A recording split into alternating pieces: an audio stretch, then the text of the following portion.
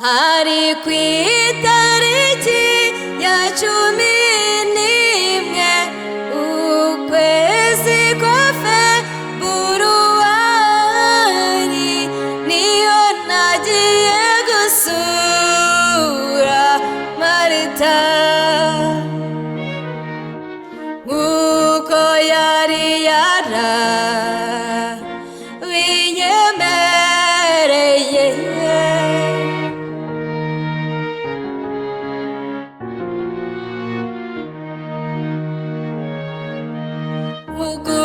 Guhaguruka sinagiye njyenyine, naherekejwe n'inshuti yanjye Kaberuka, kuko ntacyo nigeraga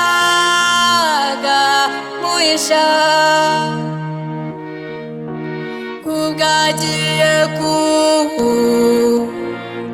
ukunda bagiriza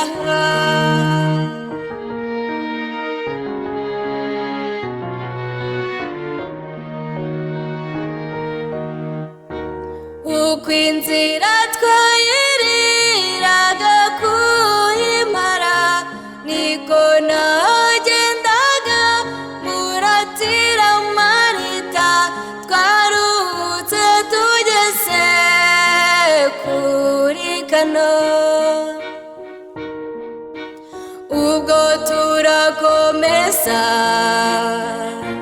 turagenda.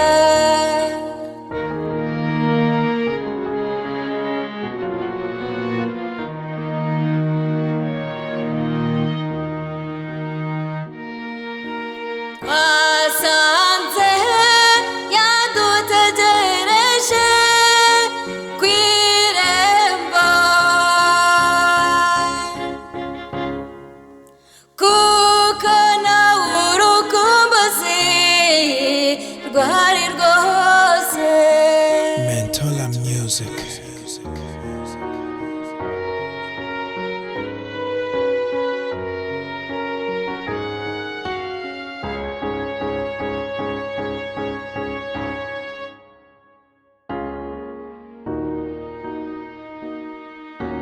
Muruko kuramukanya kw'abadaherukana, niko amasaza yatuhungaga mu maso. Muruko kuramukanya kw'abadaherukana, niko amasaza yatuhungaga mu maso.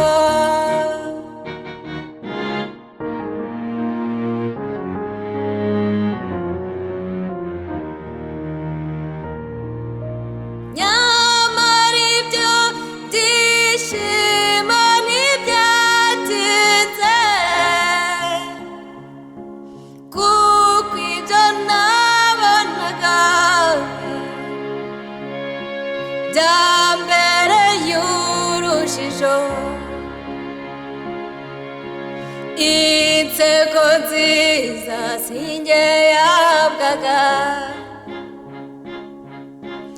indoro nziza sinjye yarebwaga, byose byahabwaga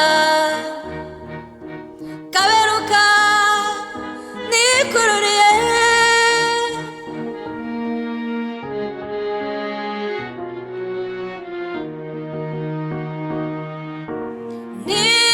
Ntibyatinze numva inkuru y'incamugongo ko Kaberuka yivuganye Marita, nibwo ntekereje ukuntu nakundaga Marita, nibwo ntekereje inshuti yanjye nciye inyuma, maze amarira arisuka. Uwo mwana nagende